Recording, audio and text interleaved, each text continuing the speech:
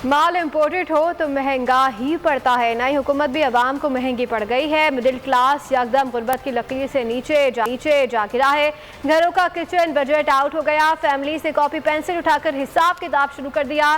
क्या खाना है का सवाल अब ख़त्म हो गया। अब तो सवाल ये है कि घर कैसे चलेगा। तेल में पकाना तो नामुमकिन है। ख़वातीन ने उबली हुई चीज़ों को मेन्यू में शामिल कर लिया है। कहती हैं इस महंगाई में बच्चों की ग़िज़ाई ज़रूरियात पूरी करना नामुमकिन है।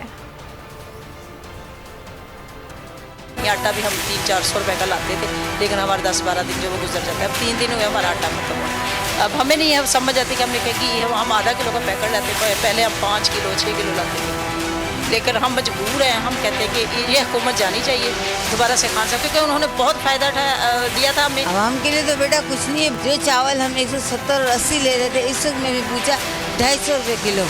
ठीक है, घी का डब्बा जो मैं 1200-1300 का ले रही थी, इस वक्त 2600 का 2800 का लेके आई हूँ। इमरान खान तो महंगाई कर रहा था ना, ये तो कह रहे थे ना कि हम आके सस्ता करेंगे, तो इन्होंने क्या किया? इन्होंने तो आके और ज़्यादा महंगा कर दिया। घी देख लें 700 रुपये पे चला गया है, आटा मिल नहीं रहा, किसान परेशान है। डीजल हर हफ्ते इनका जो है ना मिफ्ता इस्माइल जो वज़ीर ख़जाना है वो ऐलान कर देता है भाई महंगा हो रहा है।